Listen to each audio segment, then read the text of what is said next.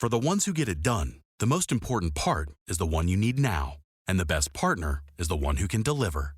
That's why millions of maintenance and repair pros trust Grainger, because we have professional-grade supplies for every industry, even hard-to-find products. And we have same-day pickup and next-day delivery on most orders.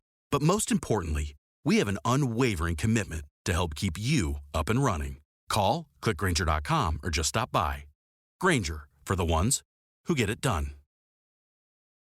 Follow the money. That's what I always say. You always follow the money. Yeah. This is Follow the Money with Mitch Moss and Paulie Howard on VSiN.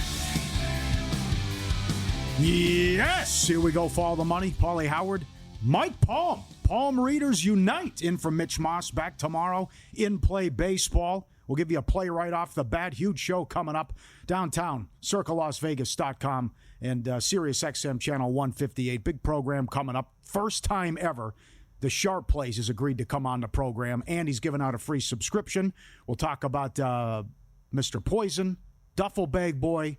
He'll give out a free play and a free subscription. It'll be great to catch up with Sharp Plays finally. The Meat Man, Steve Wiss. Playoffs in the lower leagues, Premier League plays. Talk soccer with him. Lou Finicaro, UFC card Saturday, UFC 315, Stanley Cup playoffs as well, and Circa's own JYD, Junkyard Dog, Jeff Davis, who no one loves Carolina more than this guy. We'll talk NHL playoffs, pivotal game 2 tonight out here with Vegas and Edmonton. And you cannot be serious, in pocket, player props to get to as well. How you doing, Maestro? Good to see you. A lot going on today, Paul. Absolutely. A lot going on today. All right, let's give it to him right off the bat, right? How about this situation in Colorado? Yeah, it's a good situation. It's a good situation, a doubleheader today. The Tigers are up 9-0, bottom of the third. The big situation is the Rockies bullpen. They had 5 guys that threw 20 more pitches last night. What are they going to use here in the first game? Freeland, 65 pitches through 3. I think he's got another 50 in him. They're going to hang him out here to dry. Just keep betting Detroit on the run line here in this game, because you're going to get at least 2 more innings out of Freeland, and he hasn't been able to put a 0 up on the board yet. Detroit's going to improve to 6-1 when Mize is on the mound. They were just 9.5 in play, but now we go to the top of the fourth. You got to lay 10.5 runs, and 15.5 is the total. So you're right. He's out there taking one for the team here, as they will be, I believe, the third team in the modern era to start 6-30.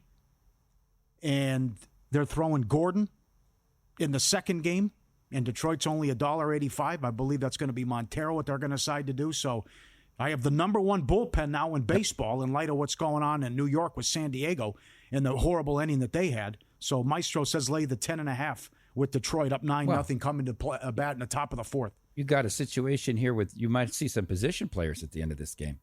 That's in play, sure. I mean, that's in play too when you're thinking about 10.5. Yep. Kansas City up 6-0 now in the 6th against the White Sox. In play total now 8.5, and the Royals are minus 6.5.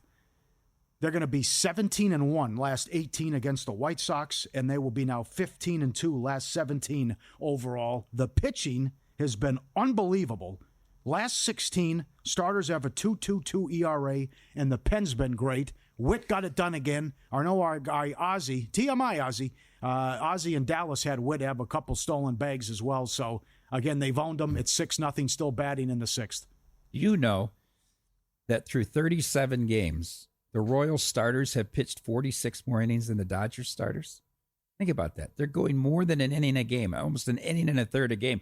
The Dodgers are on a pace, Paul, to be bottom 5 all-time in number of outs recorded by starters on average, and yet they still have the best record in baseball. 13 pitchers on the disabled injured list right now. That's right. Not bad. Yep. So if you don't think the White Sox are going to do anything against Kansas City, and how strong their pen's been, lay 6.5 with the Royals. Twins beat Baltimore about 10 minutes ago. The Orioles are in last place, 13-23. And also Shelton was fired today, too, from Pittsburgh. They've had enough. So, again, the misery continues for Baltimore as the Twins take them out. And What'd they do to help Shelton, though? What'd they do? Did they build around? Did they build around Skeens? I don't think they did much in the offseason either. I never thought he was much of a manager. But you can't put all this on his doorstep. Right. I don't think Hines much of a manager in Baltimore. But, I mean, the front office they went out and got no pitching. What pitching they did is disastrous. Absolutely. And Gibson. Yep. I mean, those were the saviors. Awful. And the hitting's regressed as well. Yeah, this is embarrassing to be in last place. Absolutely. And Devers just went deep. 5-0 Red Sox in the top of the 8th against Texas. In play total 5.5. I think it's the bottom of the 8th now. 5.5 under -270. Unprecedented what we've watched in the NBA playoffs in the second round. If you take out the Toronto Maple Leafs, if you can believe it, if you take out the Toronto Maple Leafs, road teams, NBA, NHL playoffs are now 9-1 straight up. So the Celtics blow it again. And as Brian Windhorst said on ESPN, the big problem, other than they can't make a three-pointer, is they don't understand why they're losing and are stubborn and refuse to acknowledge maybe we just dial it back from 3 and attack the basket. 84-68 Boston with 8 minutes left. All that talent, the defending champs, great offense. They go 8 minutes without a bucket. Game 1, 72-52 with 6:19 left. They lose. Game 2, 73-53 with 2:18 left in the third quarter. A 34-11 run by New York. 25-30-1 in play. The Celtics have held New York to 191 points in regulation, and they are down 0-2.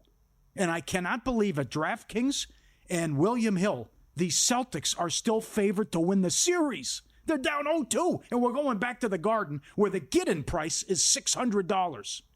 So it's circa, we reopened it, pick 'em, -10 both ways, and it hasn't moved. So it's still a pick here.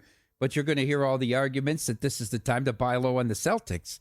But not so fast, Paul. Could this all be explained by our new pope from the south side of Chicago who got his degree in mathematics from Villanova? You think there's some Knicks influence there? Who knows? I can't believe with all the scoring options that they have, that they go these fourth quarters and score 10 points in the last 6 minutes, 8 points in the last 7 minutes. It's nothing new, though. I mean, this is to struggle in the last 5 minutes, and the issues at home are well documented. I can say it because I can't prove it. I don't believe this ever would have happened under Udoka, and I think Joe Maz is getting exposed here as well. You know, if we back up to what happened last year, first round they played Miami, Butler didn't play. Second round they played Cleveland, Mitchell didn't play. Conference finals, Halliburton got hurt. They didn't see Minnesota, they didn't see Denver. They got Dallas in the finals, which is a tough matchup for Dallas. So here again, it reminds people also of what happened a couple years ago. Now remember, 6 of the last 8 years they made the conference finals. They have 1 ring. 1. So then they're in the conference finals as a huge favorite against the 8 seed Miami, and they lose game 1 at home. They lose game 2 at home. They lost game 3. And then they rallied to force a game 7 where, again, they lost at home and Tatum got hurt. But just to see how they just are so stubborn and they think they're doing the right thing where, okay, math, numbers, like you said, this is how we play, wide open looks. The Knicks are more than happy to say, be my guest, go ahead. And now how it's shaken up the futures market as well, what the series price is with OKC's big win. Boston as high as plus 410 to win the title. OKC plus 120 at some spots. And still, Boston favored to win the Eastern Conference, but they're down 0-2. They won 61 games. The Cavs won 64 games. They're a combined 0-4 straight up at home, and they were laying big numbers. Well, part of that still being favored to win the East has to be the fact that the Cavs are injured and down 0-2. And the presumption now, the Pacers favored in that series is that's who you're going to meet in an Eastern Conference. So essentially, the price can't be much worse than what it is on the Knicks series. Right? Because you figure there will be a huge favorite against Indiana if that comes to be. Which I think would be a mistake, though. Yeah. Indiana's good. Now, Boston gets the home court, but then again, they've shown they're better off in these big games on the road. So it's hysterical to see Boston down 0-2 and minus 120 to win the series and a 5-point favorite in the Garden. 12 straight series, they've won at least one game on the road. So you figure they can go back home down 3-1. And then if they could come back somehow and win this series. But will it still be a pick 'em at 3-1? Yeah, no kidding. No kidding. Absolutely. So much like the Cavs, who shot 24% from 3 in game 1 and 28% from 3 in game 2, Boston continues to fail and blow big leads. And even as poorly as they played, they've led by 20 in the third quarter. In both of them, Tatum 23 points in the last 7 quarters. And a illness with Porzingis doesn't help out either. How many books do this? ESPN Bet does it. I don't know if MGM does it, but Bet 365 does it as well. If a team goes up 20 points, they pay out if you bet the money line. Really? So you're paying out both sides here. You know, I remember DraftKings had those issues. Was it last year? Yeah. Where if a team went up 14 in the NFL, they paid out. Yes. If you had the money line. And there was some rough Sundays for DraftKings doing that. Yeah, I think they're underestimating in the NBA, though. I mean, a 20-point lead is like about an 8-point lead in college basketball. I mean, what does it mean? It doesn't mean that much because of the frequency of the possessions and the variance. So it's certainly something we don't do, Paul. Yeah.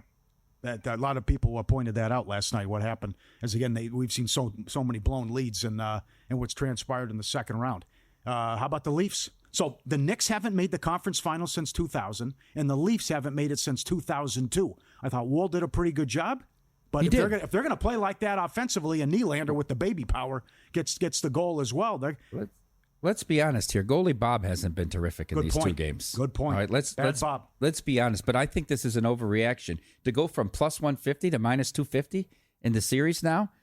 I thought the series doesn't start till the road team wins a game. Well, I mean, Florida lost 2 games on the road. I think that's way too big of a shift in the price here. And I'd hold judgment on this series. I did like the fact that the Leafs didn't celebrate too much after beating Ottawa. Okay. They knew that the next round was where they're going to have to make their bones. Let me throw this at you. Is Florida tired? Back-to-back trips to the final. Now you're in the second round, even though you took out Tampa. Let's not forget they all had to play a lot of people played in this Four Nations too. Okay, were more games this year as well. I don't know if they're tired. I thought last night could have went either way. Yeah, they led 1-0. They led 2-1. I give Toronto credit, but I could have went either way. Game 1 I give to Toronto, but I think the series is far from over here. I think Game 3 is very big. I think Toronto has a shot to step on their neck, so to say, in a Game 3 situation. You let this champion get some momentum. Mm-hmm. This team is big. They forecheck well, and they're still fast. But Bobrovsky must play better. Absolutely. He got outplayed by Joseph Woll last night. Absolutely. And weak on a 5-hole as well. If Stolarz comes to you and to Berube and says, I'm good, would you play him in Game 3? I would, absolutely. This is his team. All right. Let's not forget that Stolarz was Bob's backup last year with Florida. He's got a lot of motivation here, Paul. Plenty of props coming up next. And you won't believe the move in the market for Conn Smythe. Up next, Follow the Money, VSiN, the Sports Betting Network.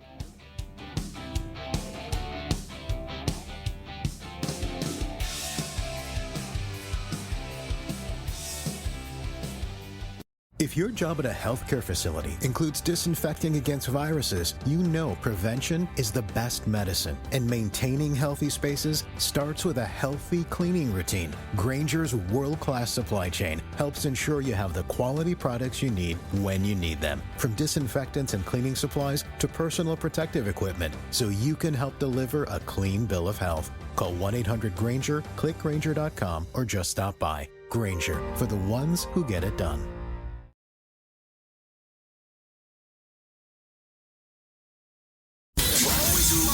Follow the money. That's what I always say. You always follow the money. Yeah. This is Follow the Money with Mitch Moss and Paulie Howard on VSiN. Back at it. Day baseball. Kansas City pounds Chicago 10-0, and Detroit, game 1 of a doubleheader, leads Colorado 10-1 in the bottom of the 7th. Minnesota beat Baltimore 5-2. Boston shut out Texas 5-rip. The Meat Man delivers. Joins us on the Progressive guest line, Steve Wyss, because we win pod, also Nordic Soccer as well. Go over some plays in the Premier League, the playoffs in the lower league as well. Good to talk to you, my friend. Condolences. Back-to-back relegations for Luton Town, which you called, and you had leads to win the championship. But how you feeling right now? Well, feeling pretty good about Leeds getting promoted, my own team. Disappointed for Luton Town. You know, we've talked about them a lot, haven't we, on this program this season? And, you know, to get consecutive relegations is really bad for that particular club. And, but I you know, as I said, I did see it coming a few months ago. Mm-hmm. The writing was on the wall, as we say over here.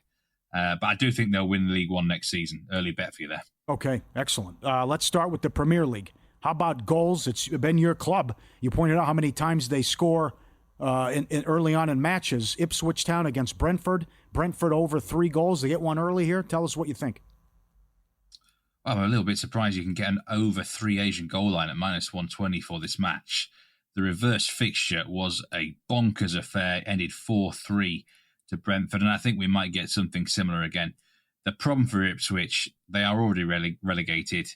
Their defence isn't good enough. They've only kept 2 clean sheets all season.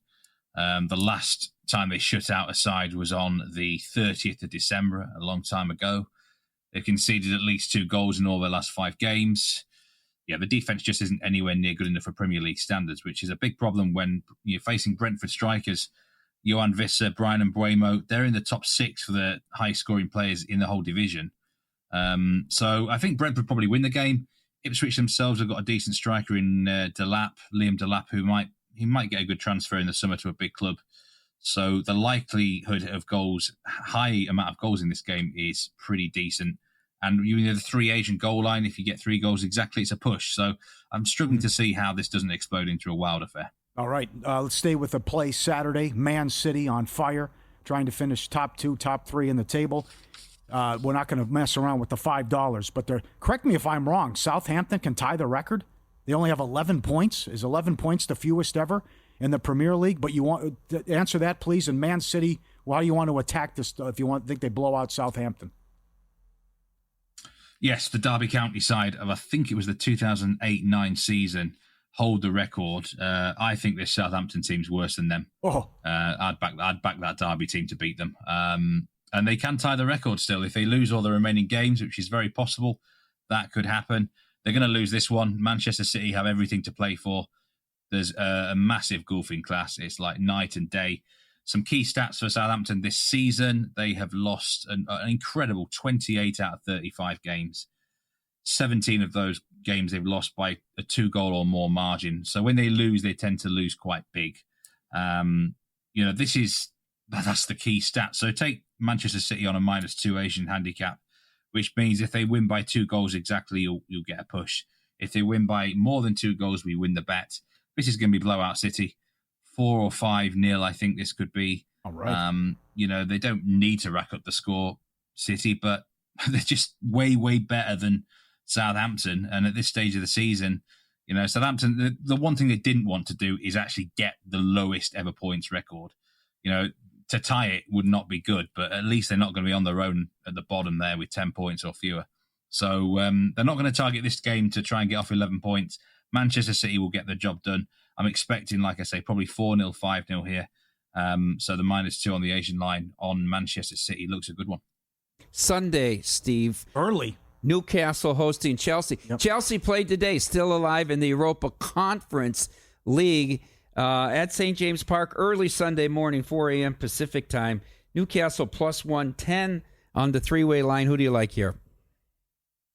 Yeah, Newcastle, definitely. Chelsea, like you just said there, should be, they should win that Conference League. They're the best team in it. They're in the final. And, I do expect them to get the job done, Mike. But in this match, I think Chelsea will struggle. Newcastle have got a great home record this season. They've won their last 5 consecutive Premier League games at St. James's Park. They've won 7 of their last 9 here. This is a fortress sort of place. The crowd really get behind them. It's definitely worth factoring in. If you're doing your percentages, working out your odds for each game, Newcastle definitely deserve a bigger home field advantage than certain other teams in the Premier League. So, yeah, I've got to really go based on that. And I actually think Chelsea are a little bit soft mentally sometimes, make crucial mistakes in the big games. Their form has improved a little bit recently. They're actually unbeaten in 5 straight games, beat Liverpool last week. But, yeah, that was a good win against Liverpool, but Liverpool were just partying all week. So you couldn't have got Liverpool at a better time. So I'm almost discounting that result a little bit. But I do think they'll struggle here. They lost. The 2 teams met earlier in the season in a key cup match, actually, at this same venue, and Newcastle came out on top 2-0. You can get plus money on Newcastle winning the game, plus 110, maybe even bigger in certain places. It's a massive game, actually. Newcastle are desperate to finish in the top 5 to qualify for the Champions League. So are Chelsea. I do believe this will be a home win. And the Magpies, as they're nicknamed, can come out on top and use this really, really strong home field advantage. Okay, follow the money. Paulie and Mike Palm, VSiN, the Sports Betting Network. The Meat Man, our guest, Steve Wyss, on the Progressive Guest Line. Late Sunday, so 1 against 2 here. We already know Liverpool has won the Prem, as you talked about. After the bad performance, you want to back Liverpool against Arsenal. Yeah, I'm going to write off that defeat for Liverpool last week. I think we can excuse them that. They just won the Premier League and, they were partying all week, really, probably. A lot of other distractions off the field as well. Media hype getting involved. it would have been hard for them to focus on that game against Chelsea in a result that really didn't matter to them. But they will want to beat Arsenal at home. This is a big game. There's a lot of history and rivalry between these two sides. And, Arsenal for most of the season have been their biggest challengers. I think Liverpool want to show this season why they deserve to win the Premier League and kind of show them who's boss a bit. So I'm going to back Liverpool at plus money here, plus 105. Okay. Arsenal's actual Premier League form is terrible. They've not had many wins in recent times. And they've been distracted by the Champions League. They've been knocked out of that competition now by Paris Saint-Germain in midweek. That's another negative for Arsenal here. A short turnaround. Liverpool have been focusing on the game all week. And when things start to go wrong for Arsenal, they can escalate like this. The manager's been spouting off a lot of nonsense really after the game, after losing to Paris. Yeah, that was excuses ridiculous. are coming in. Yeah, excuses left, right, and centre. And I know what Arsenal get like, where you can get a bit poisonous atmosphere-wise, and I think Liverpool take advantage of that. I do think Liverpool right now are the slightly better team anyway. Want to show them who's boss, take them at plus money to win, and hopefully they're over the party hangover. I like it. And I like this one a lot, too. So we have the lower leagues with their playoffs right now. And Sheffield United just beat Bristol City in the championship. There was a red card. It went over. They won 3-0. Saturday starts League Two playoffs. Your play is Sunday. And correct me if I'm wrong, I think Walsall had like an 8-point lead with a game in hand, and they just threw up all over themselves down the stretch. Chesterfield playing better soccer. How about leg one here? Chesterfield, what's the price? It's got to be Chesterfield to win the first leg here at plus 115. I think it's a massive price. This is the best bet I'm giving out on this show. Yes. Today, actually. And I also think Chesterfield are worth backing to win the League Two playoffs at about 2-1. I mean, you've said it there, Paulie, that Walsall looked an absolute nailed-on lock to be promoted automatically. Mm-hmm. They blew a huge advantage. I think it was double digits. They only won one of their last 13 games, which was actually on the last day of the season. It was too late then. The damage had been done. Wow. So, and even then, actually, it was a 95th minute Bradford goal, which kind of broke their hearts. So this is a Walsall team that have shown relegation form since the turn of the year, really. They should have gone up. They've got the heartbreak of that, and now they're in the playoffs. It's going to be so hard for them to pick themselves up in these playoffs. And Chesterfield at home in the first leg. Chesterfield do have momentum heading into these playoffs. 1 defeat in 13 games, won 3 of their last 5, and they had a really good win on the last day of the season, actually, to make sure they qualify for these playoffs. So I think certainly Chesterfield will win over the 2 legs. The first leg here at home, you've got to think the crowd are going to get behind them against a Walsall side who are going to be down, depressed. I just don't see how they can pick themselves up. So to get plus money here, plus 115, it's got to be a bet. And I'm absolutely going to back Chesterfield to win these playoffs as well, because I think they'd have every chance in a final against Notts County or AFC Wimbledon. Steve, we got about a minute left. Man U and Tottenham sit 15th and 16th in the table. However, on May 21st, they get to travel to Basque Country, to Bilbao, and face off for a Europa final for a piece of hardware and a berth in Champions League next year. I haven't seen a price on the game, but Man U has been a slight favorite to Tottenham to win Europa all along, so I assume they'll be a slight favorite in that game. Do you have any thoughts on who wins the Europa final? I think it'll be a really close game. I think this could be decided. Extra time, penalty kicks. The tie in 90 minutes would be if I had to bet on the game right now, I'd bet on the tie in 90 minutes because both sides have been really poor in the Premier League, but they've saved their best for this competition. And Spurs especially have surprised me. Spurs have defended extremely well in the last 2 rounds. So they've got a World Cup winning defender in Christian Romero at the back for them, and he's actually performed in this competition. That could be the difference, Maybe Spurs just nick it based on their experience, and they've got some leaders and winners in there. And the manager, Ange Postecoglou, promised to win a trophy in his second season. He said he always wins a trophy in his second season at a club. That's going to be the big narrative heading into the competition. It's going to be absolutely mega hype, Mike. It really is going to be crazy. How about Spurs win the final on penalties? Very good. Thanks for staying up late, Steve. You got it, buddy. We'll talk to you next week. Go get them. Great you take care, boys. Take care. See ya. You cannot be serious up next in an open mic with an umpire. This can't be good.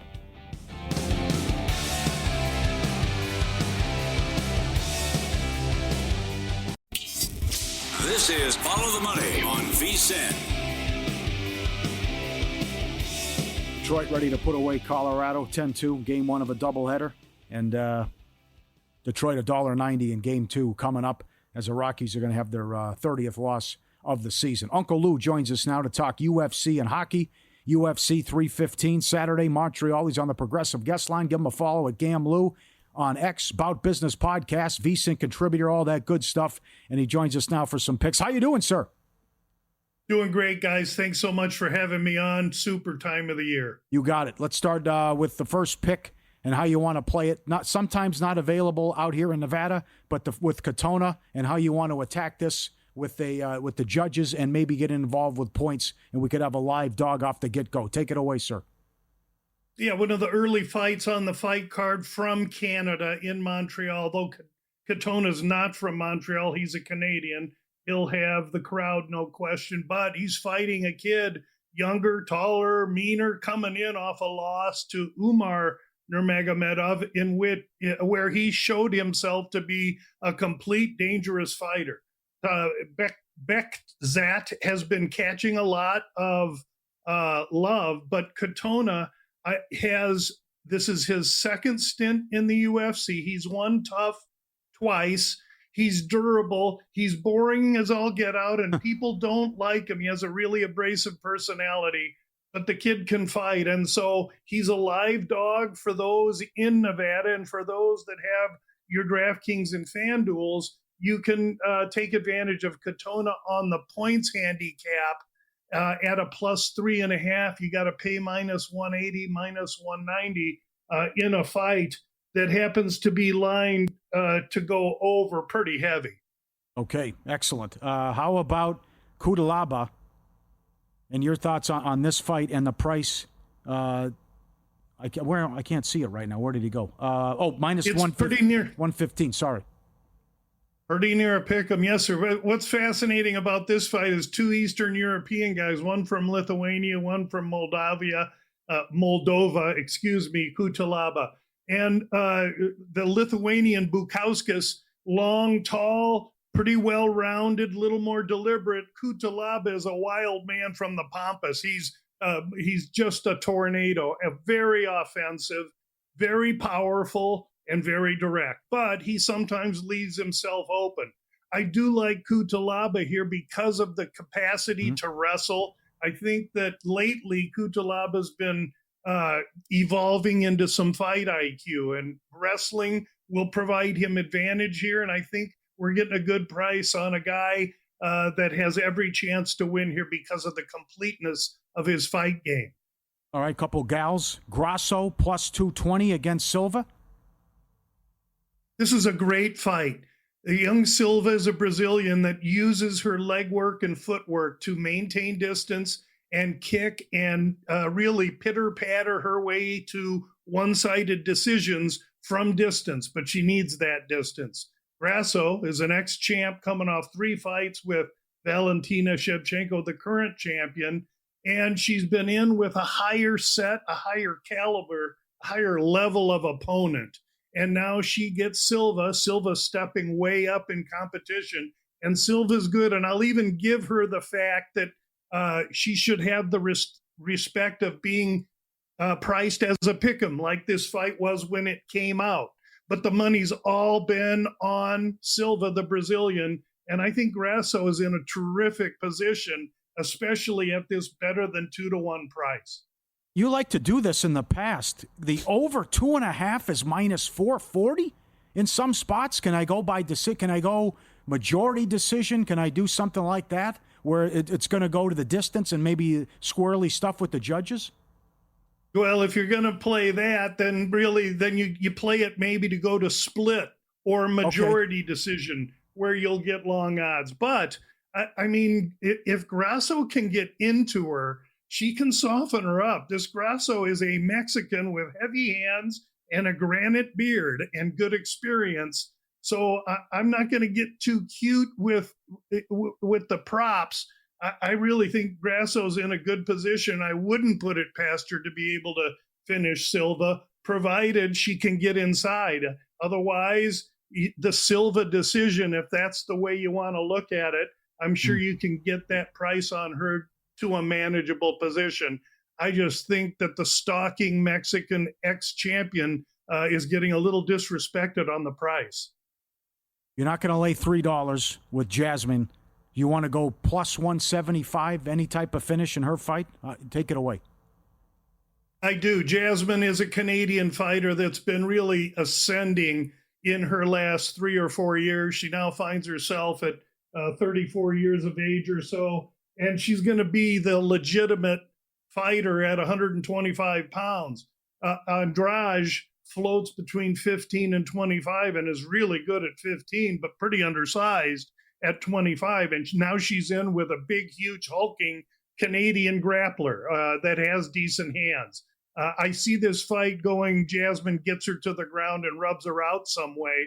And I do like a one-sided affair here for the Canadian girl. And so the inside the distance there gives you a much better return at plus money. Okay. Follow the money. Paulie and Mike Palm, VSiN, the Sports Betting Network. Lou Finicaro, our guest on the Progressive Guest Line, Bout Business Podcast, VSiN contributor. And follow him on X as well. The main event, Muhammad, I saw with 30-cent move. Are we up to 190 here? What do you think, how you want to play Muhammad? Yeah, Muhammad opens minus 175. So he goes way up to 225 or so midweek, and then got shot down a day or so ago. Now he's back up to what I believe is a fair market price on a guy whose game is just, I think, more complete. For Della Maddalena, couple fights back on short notice, albeit he had to take on a fighter named Hafez, and he struggled mightily and won a split decision that Hafez honestly should have won. That being said, Della Maddalena's got very slick striking. He's tough as nails. He's the younger fighter, be a little bit larger here, but Bilal Muhammad gets totally overlooked and underappreciated. And I think the completeness of his game will be the difference here. And in probably a boring decision of a fight, I think Bilal Muhammad just rubs Della Maddalena out. My friend, all across the nation, they're talking about the voodoo that Lou do with these NHL playoffs. You've identified a team or teams you think are out of gas. Do tell, Lou. Well, sometimes you play a lot of games over the course of a couple, 2-3 years in a row, and I start to see signs of teams that may have to show themselves real quick. And as mighty as Florida was in round one against Tampa, I have signs. I think that Florida is showing signs of complete exhaustion. And in the West, I think there's another team that looks a little bit like that. Because of that, I'll be betting the Oilers tonight, and I think it's Las Vegas. There's a lot of eyeballs on Las Vegas. There's a lot of expectation on Vegas, and there's tonight a lot of pressure on Vegas. I'll be happy to take the Oilers in this game.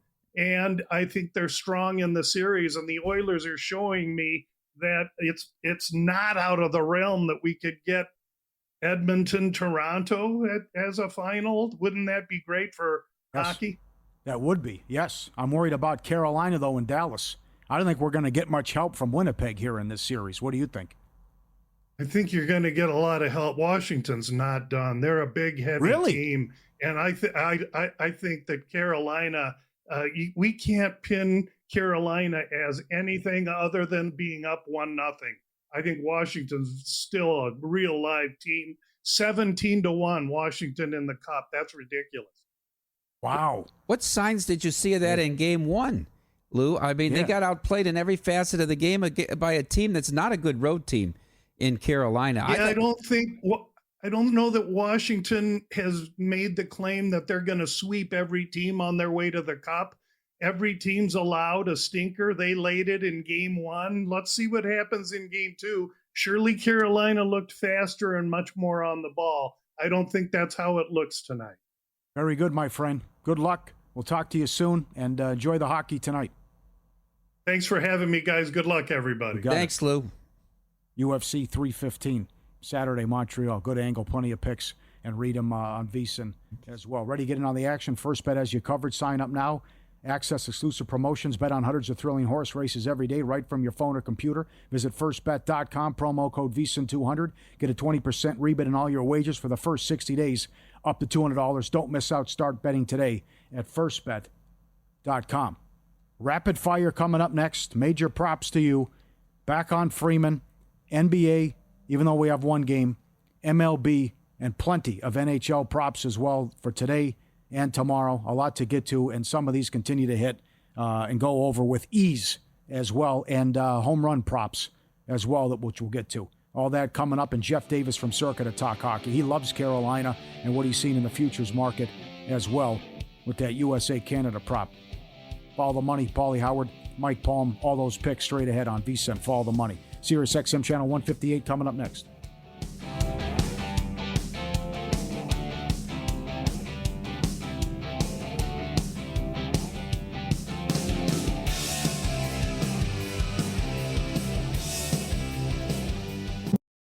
For the ones who get it done, the most important part is the one you need now. And the best partner is the one who can deliver. That's why millions of maintenance and repair pros trust Grainger, because we have professional-grade supplies for every industry, even hard-to-find products. And we have same-day pickup and next-day delivery on most orders. But most importantly, we have an unwavering commitment to help keep you up and running. Call, click Grainger.com, or just stop by. Grainger, for the ones who get it done.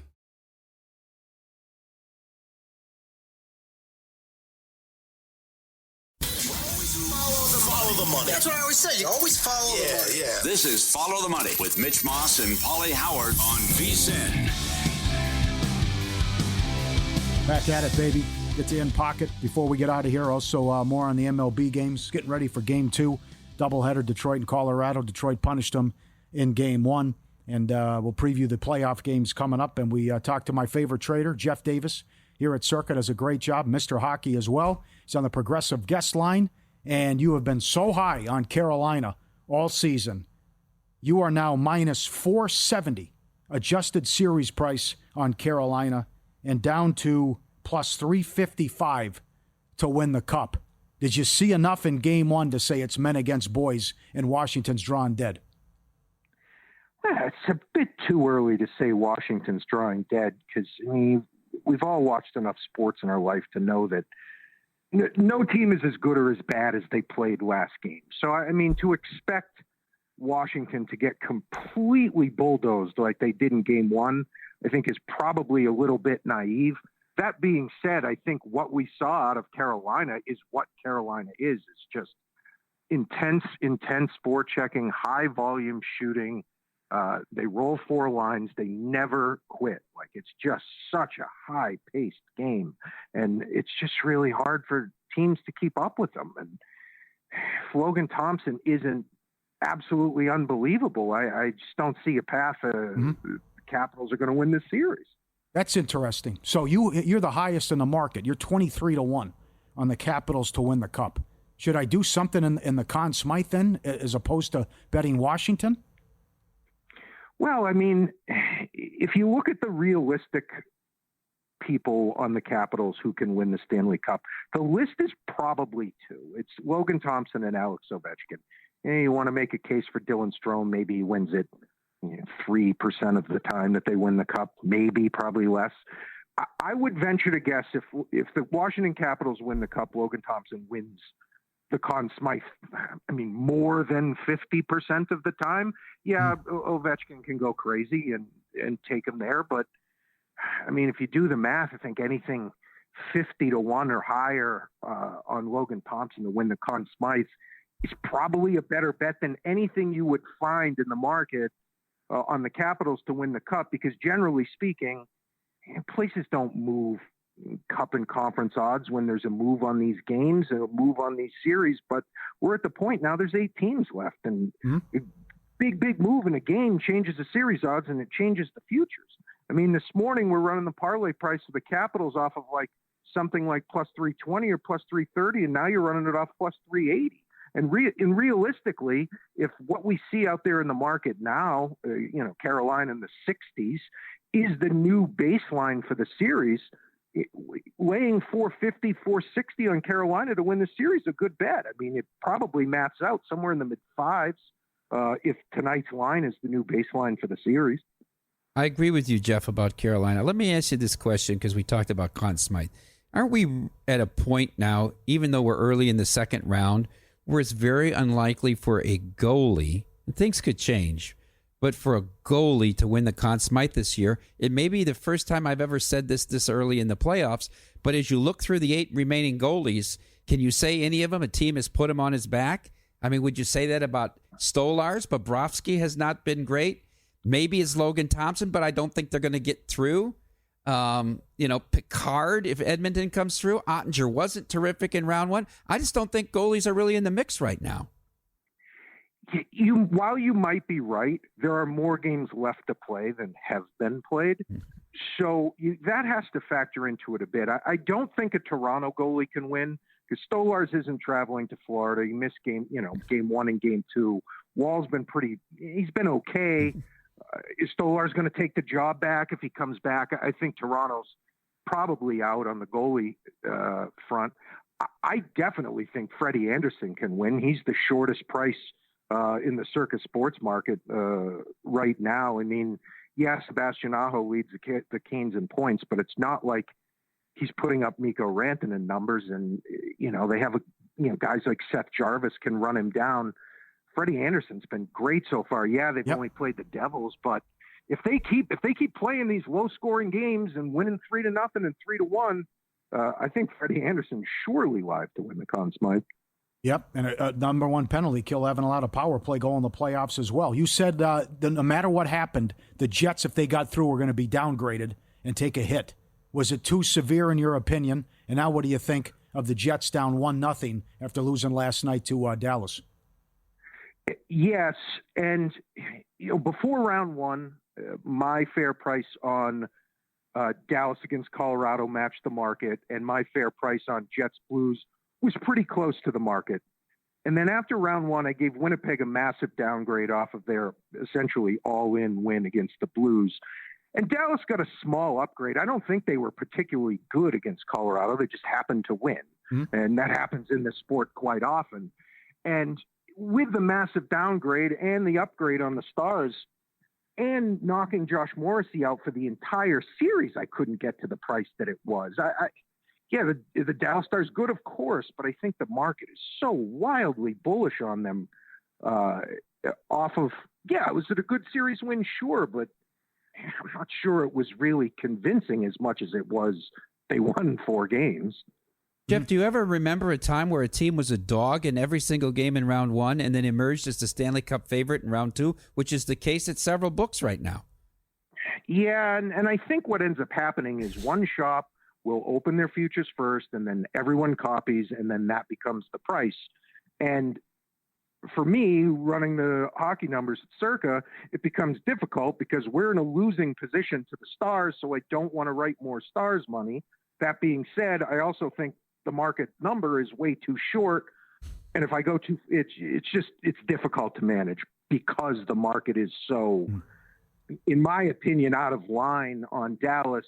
We're still the best price on Dallas out there from what I see, and it hasn't garnered any interest. And to me, that just tells me the market is it's just an overreaction. I don't see.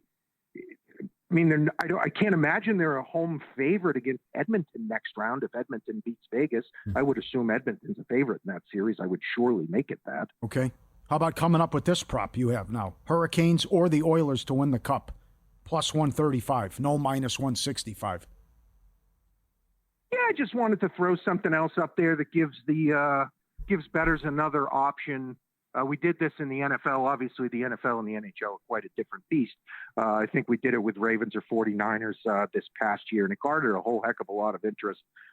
Hurricanes and Oilers are 2 teams that I'm quite confident in the pricing and the power rating too. So I was confident in hanging this, and maybe hopefully we write some business to it and gives people some different options. Okay. What do you think happens out here tonight in game 2? Do you have a pick tonight?